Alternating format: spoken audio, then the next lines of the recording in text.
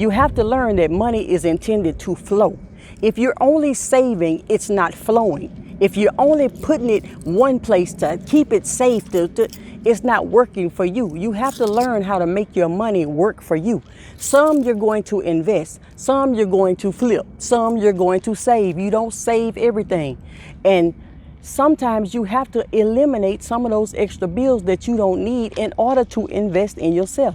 So guess what? Do you need cable or do you want cable? Do you need a new pair of shoes or do you want a new pair of shoes? Do you need to go out to dinner every week or do you want to go out to dinner every week? Determine the difference between your needs and want and get rid of some of those wants for right now so that you can go to the next level. It's time to cut back on some things that you really don't need and start putting your money to work for you.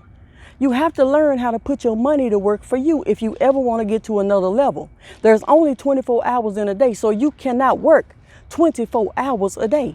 You have to learn how to, I'm going to put this amount over here. I'm going to make this work for me. Okay, I'm going to be doing work over here. This is working for me over here, but I'm also going to put some money over here. I'm going to invest in this. I'm going to save a little here, but you cannot save your way to success.